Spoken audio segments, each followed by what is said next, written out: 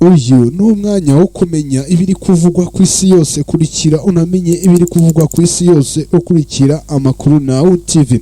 Jya mu ishakiro rya YouTube channel yawe wandikemo Amakuru Now TV, hanyuma ukoreho subscribe ujye umenya amakuru agezweho kandi ku gihe.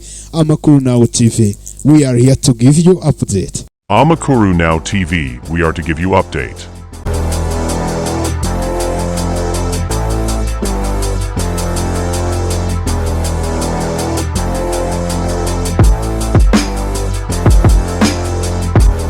Twongeye kubasuza kunze mu dukurikira ku muyoboro wa YouTube, kanezera ko mumeze neza cyane. Nge nitwa Fils da Silva, yibayitsa Amakuru Now TV, aho rero tugenda tugaruka ku makuru kugenda avugwa hirya no hino. Reka nizere ko rero mumeze neza cyane. Abantu mudukurikiye aribwo bwa mbere mugeze kuri ino YouTube channel, mwibuke gukora subscribe kubera ko iyi ni YouTube channel ibagezaho amakuru agezweho kandi mu buryo bwa kinyamwuga. Amakuru Now TV, we are to give you update.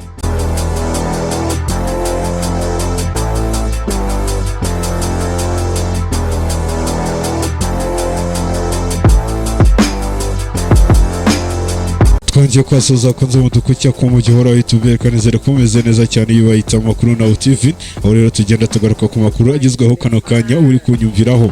Nge nitwa Fils da Silva nk'isanzwe, aho rero mba ndi muri studio za Fils Byibutso Entertainment. Rero amakuru akabageraho anyuze ku muyoboro wa YouTube witwa Amakuru Now TV. Umuntu ukoresha Google naho ashobora kutubona akandikaho Amakuru Now TV, hanyuma akabasha kuba yakoraho subscribe.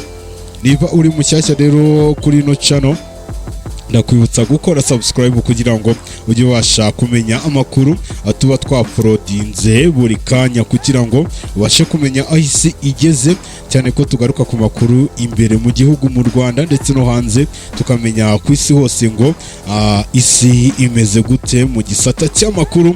Haramutse iki, hiriwe havugwa iki, biterwa n'igihe twakoreye amakuru, ubundi ibintu bikarushaho kugenda neza cyane. Rero niba uri mushyashya, wibuke kuza gukora subscribe kugira ngo ujye ubona buri nkuru yose twaprodinze kuri ino YouTube yitwa Amakuru Now TV, kugira ngo teko yazamuka nayo ikaba ejo cyaje bundi yajya igera ku bantu benshi bagiye batandukanye. Amakuru yacu araza kwibanda kuri zino ngingo nkuru z'ingenzi. Turaza kuba twababwira ko mu karere rero mu karere ka Rubavu Ribu yatangaje ko yafunze abantu 7 harimo na noteri wigenga. Abakurikiranweho iki, ibi byose uraza kubimenya muri aya makuru mu buryo burambuye. Nkusaba kutaza kwihutisha video, kwako iyo wihutishije video ibintu byinshi twaguteguriye ntabwo ubasha kubyumva. Ikiza rero no kumva ino video cyangwa se kureba ino video paka irangiye, cyangwa kurikira ino gahunda y'amakuru ukayikurikira paka irangiye, nibwo umenya amakuru yose tuba twaguteguriye. Turaza kuba twakubwira ko Perezida wa Repubulika y'u Rwanda Paul Kagame yagaragaje ibyishimo bidasanzwe nyuma yaho ikipe ya Arsenal itsinze ikipe ya Atletico Madrid, ikaba yamaze kugera ku mukino wa nyuma. Umukino wa nyuma uteganyijwe wa UEFA Champions League uzaba byari ese byinshi waza kumenya kuri no mukino waraye ubaye wa Arsenal na Atletico Madrid, byose uraza kubimenyera muri no gahunda y'amakuru. Wowe icyo usabwa ni ukuyakurikira paka arangiye, ndetse n'andi makuru yose twabateguriye ndagusaba kuba wakurikira ino video paka irangiye. Hanyuma rero niba uri mushyashya kuri ino YouTube channel ya Amakuru Now TV, ndagusaba gukora subscribe kugira ngo buri video yose dukoze igibasha kukugeraho mu buryo bworoshye. Hanyuma rero ikindi nuko muri kino kiganiro cy'amakuru kuri Amakuru Now TV tuba turi kumwe na company icuruza ibikoresho by'ikoranabuhanga ndetse cyane cyane computer na telefone. Mu gihe rero ubikeneye, nimero yabo ni 0781030780. Iyo company nayindi bayita Silvato Tech wa Trupatira Technology, bakorera kwa Makuza mu mujyi wa Kigali, ndetse bakaba banakorera Igicumbi ahazwi nko ku Ruyaga. Bivuze ngo abantu muri Gicumbi mukeneye amamashini mushobora kubagana mukodaringa, hanyuma imashini mukazayifatira aho ngaho Igicumbi mba ndi kuvuga. Hanyuma abantu baba hanze bakeneye nimero muri Silver Tufite Tech nuko wongera akamenyetso ko guteranya 5578130 baba biteguye kuba bagusubiza ku kibazo cyose wagira. Hanyuma Silver Tufite Tech banagufasha gukora ibyangiritse, niba ari telefone cyangwa se computer bagufasha kongera kwisubiza ubuzima ikongera igakora nkaho ukikura mu iduka. Reka rero tuvuye mu gutumikiraho tuba turi kumwe, reka twigarukire muri gahunda y'amakuru. Ninzera ko rero muri tayari kugira ngo tubagezaho ano makuru mu buryo burambuye. Niba uri mushyashya wibuke gukora subscribe, like na share na comment kugira ngo ano makuru twateguye abashe kuba yagera ku bantu benshi bagiye batandukanye. U Rwanda na Botswana byaganiriye ku bucuruzi n'ishoramari. Abahagarariye u Rwanda na Botswana bahuriye mu nama y'ishoramari igamije kurebera hamwe uko babyaza umusaruro n'amahirwe y'isoko rusange rya Afurika rizwi ku izina rya IFCFTA. Aba rero bakaba bahuriye mu ihuriro ry'ubucuruzi riri hagati ya Botswana ndetse na Rwanda Business Forum, ryatangiye ku munsi w'ejo ku wa kabiri ku itariki 5, rikaba riranakomeza uyu munsi ku itariki 6 kandi nabwo riraza gusozwa, aho rero riri kubera ahitwa Gaborone muri Botswana.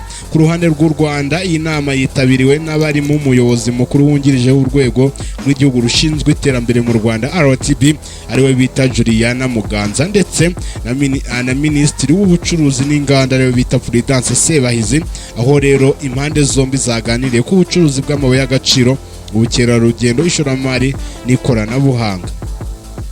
Rero Minisitiri w'ubucuruzi n'inganda Prudence Sebahizi yagaragaje ko u Rwanda rwiyemeje koroshya ubucuruzi bwo muri Afurika binyuze mu masezerano y'isoko rusange rizwi ku izina rya IFCFTA. Minisitiri Sebahizi yagaragaje ko igihugu cy'u Rwanda ari ahantu heza habereye ishoramari, abantu bose bashobora kuba bajya kwashorera imari. Ubwo yabivugaga arimo arashishikariza urwego rw'abikorera mu gihugu cya Botswana kuza gushora imari, cyane ko gushora imari mu gihugu cy'u Rwanda, cyane ko igihugu cy'u Rwanda gitanga amahirwe agiye atandukanye. Rero andi makuru wamenya nuko iyi nama ibaye mu gihe kuwa gatatu tariki 6 kuwa gatatu n'uyu munsi tariki 6 Gicurasi 2026 Perezida Kagame agomba kugira uruzinduko rw'akazi mu gihugu cya Botswana. N'uyu munsi nibwo yafashe rutema ikirere yerekeza mu gihugu cya Botswana. Byitezwe ko abakuru b'ibihugu byombi baragirana ibiganiro bigaruka ku bucuruzi bukorwa hifashishijwe ikoranabuhanga, ku bukerarugendo, ku bijyanye n'inkingo z'amatungo, gutwara abantu, ubufatanye mu kongerera agaciro amabuye y'agaciro ya diyama n'ibindi. Itangazo rya guverinoma ya Botswana rivuga ko Perezida wa Repubulika y'u Rwanda Paul Kagame agomba gusura ikigo gicuruza diyama cya Botswana kizwi ku izina rya Diama Trading Company Botswana cyangwa DTCB, kandi haraza gusinwa amasezerano atandukanye arimo ubufatanye mu bucuruzi n'ishoramari, agena imikorere hagati y'urwego rushinzwe ishoramari n'ubucuruzi muri Botswana rizwi ku izina rya BITC n'urwego rero rushinzwe ishoramari n'urwego rushinzwe iterambere ry'u Rwanda ari cyo kigo kizwi ku izina rya RDB. Kuri ubu ibihugu bya Afurika biteze amakiro kuri gahunda yo gucuruzanya hagati yabyo binyuze mu isoko rusange rya Afurika rizwi ku izina rya Africa Continental Free Trade Area IFCFTA, iganisha kugira Afurika ihuriweho iterambere kandi ifite amahoro nk'uko biri mu masezerano y'icyerekezo bino bihugu byihaye cya 2063. Rero AFCFTA ni isoko rero ryagarutse ku isi rihuza ibihugu 54 by'umunyamuryango wa Afurika yunze ubumwe n'indi miryango y'ubukungu mu turere igera ku 8. Tuvuye kuri ino nkuru, reka tuhite twigira kuri ino nkuru yaho RIB yafunze barindwi barimo notere wigenga, aho rero bakurikiranweho icyaha cyo kugurisha ubutaka butari ubwabo. Urwego rw'igihugu rw'ubugenzacyaha RIB rwafunze notere wigenga ukorera mu karere ka Rubavu witwa Imanirakiza Issa na Fatari n'abandi 6 bakurikiranweho ibyaha birimo kwihesha ikintu cy'undi hakoreshejwe uburiganya no gukoresha inyandiko mpimbano. Abafashwe barimo Nkundimana Tarise, hakazamo uwo bita Nsabimana Strato, Hagenimana Jean Paul, Mukeshimana Marie Louise, Ndagijimana Daniel na Ndagijimana Jean. Iperereza ry'ibanze ryagaragaje ko abafashwe abacuze umugambi wo kugurisha ubutaka, aho hari abigize abakomisiyoneri bandi bigira abanyir'ubutaka, umuvandimwe wa nyir'ubutaka hiyongeraho na noteri wigenga wabafashije kwemeza ihererekanya ry'ubutaka. Bafashwe rero bamaze kugurisha ubutaka bufite agaciro ka miliyoni 15 buherereye mu karere ka Rubavu, umurenge wa Rugerero, akagari ka Gisa, umudugudu wa Shwemu, bakayagabana bose uko ari 7. Umwe mu bakurikiranweho ibi byaha witwa Nsabimana Strato muri Mutarama uyu mwaka yari yarekuwe by'agateganyo n'urukiko ngo akurikiranwa ari hanze ku cyaha cyo kwihesha ikintu cy'undi hakoreshejwe uburiganya, aho we n'akandi gatsiko bibaga amafaranga ku masitasiyo ya lisansi bakoresheje uburiganya bwo kuri momo. RIB rero yavuze ko dosiye yabo yoherejwe mu bushinjacyaha. Bakekwaho ibyaha 4 ari byo kwihesha ikintu cy'undi hakoreshejwe uburiganya, guhindura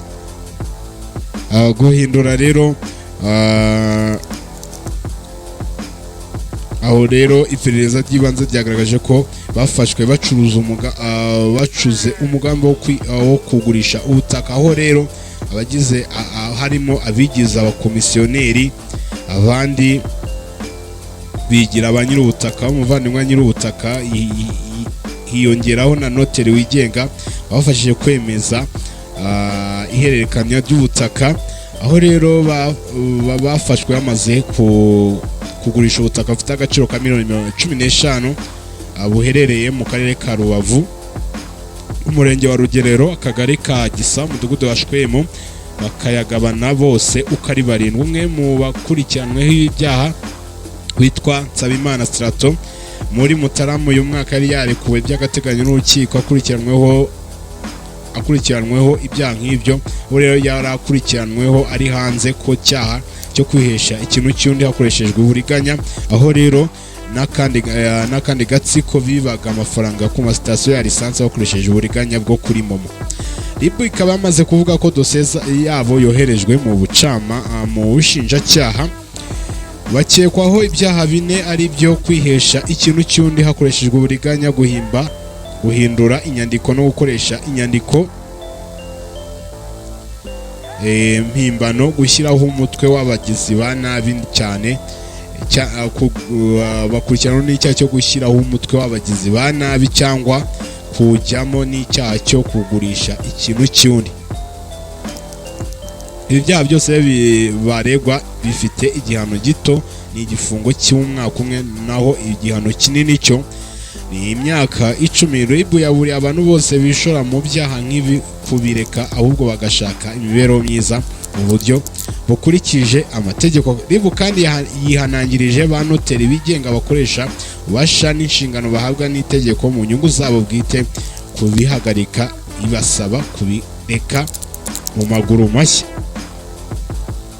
Inkuru rero amakuru yacu reka tuyasoreze kuri no nkuru y'umukuru w'igihugu Perezida Paul Kagame, aho rero umukuru w'igihugu cy'u Rwanda Paul Kagame yagaragaje ko umukino wahuje amakipe y'abafatanyabikorwa ba Visit Rwanda aribo Arsenal FC na Atletico Madrid waruryoheye ijisho, ndetse ashima Arsenal FC yabonye itike yo gukina umukino wa nyuma wa UEFA Champions League, aho yatsinze Atletico Madrid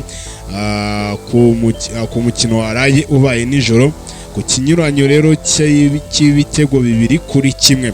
Umukino wa kimwe cya kabiri wo kwishyura muri UEFA Champions League uhuje aya makipe yombi wabaye mu ijoro ryo kuwa kabiri tariki 5 Gicurasi 2026. Arsenal rero yakiniraga uyu mukino kuri Emirates Stadium, aho rero ari naho yari yakiriye Atletico Madrid. Hanyuma rero umupira warangiye ari 2-1, aho ku munota 44 wo bita Bukayo Saka yatsinze igitego. Hanyuma rero undi bita Leandro Trossard nawe aratsinda. Hanyuma rero nyuma y'umukino Perezida wa Repubulika y'u Rwanda Paul Kagame usanzwe ari umukunzi ukomeye wa Arsenal yashyize ubutumwa kuri X bugaragaza ko uwo mukino wari mwiza ku mpande zombi, aho mu magambo ye yagize ati umukino mwiza hagati y'amakipe y'abafatanyabikorwa ba Visit Rwanda, Atletico Madrid ndetse na Arsenal, mwakoze cyane, ariko cyane Arsenal FC kubwo mwabashije kugera ku ntsinzi yo kugera ku mukino wa nyuma wa UEFA Champions League. Rero kuri uyu wa gatatu tariki 6 Gicurasi 2023, kuri uyu wa gatandatu Gicurasi 2026 nibwo haza kumenyekana ikipe izahura na Arsenal ku mukino wa nyuma, aho rero hateganyijwe undi mukino wa kimwe cya kabiri uza guhuza Bayern Munich na Paris Saint-Germain, nazo zisanzwe zifitanye ufatanye na Visit Rwanda. Umukino ubanza wari warangiye PSG itsinze Bayern Munich 4-5. Rero iza gusezera hagati y'izi ngizi nibwo izahura n'ikipe ya Arsenal, dore ko umukino wa finale wa UEFA Champions League uteganyijwe kuva ku itariki 30 Gicurasi 2026. Ikipe rero y'Irondire yaherukaga kugera ku mukino wa nyuma wa UEFA Champions League mu mwaka wa 2006 ubwo yatsindwaga n'ikipe ya FC Barcelona. Bakunzi rero mwadukurikiye kuva amakuru tuyatangiye tuyageze ku musozo, reka mbashimire kandi mukomeze mugire ibihe byiza, mukomeze muhahe murongo, Imana ibashyigikiye mu byo muri gukoramo byose. Nge nitwa Fiston da Silva nk'ibisanzwe, reka nshimire abantu bose bamfashije, abamfashije gukusanya amakuru, abamfashije kuri tekinike bango ijwi ribe riri kubageraho neza cyane, n'abagiye kuba bakomeza akazi kabo ko kureba ko bakauploadinga cyangwa se ano makuru bayasangiza abantu badukurikiye ku muyoboro wa YouTube, bose bakomeze bagire ibihe byiza. Kandi niba uri mushyashya wikwiye kuza gukora subscribe, like na share na comment kugira ngo ibiganiro byacu bijye bigera kure. Twari turi kumwe na Silva Tech, akaba ari company icuruza ibikoresho by'ikoranabuhanga cyane computer ndetse na smartphone ndetse n'ibyapfuye barabikora cyane computer ndetse na telefone. Nimero yabo ni 0781030780. hanyuma iba no kuri WhatsApp, aho abantu baba hanze bandika akamenyetso guteranya 557 mukomeze mugire ibihe byiza, tuze guhura mu masaha ari imbere. Amakuru Now TV, we are to give you update.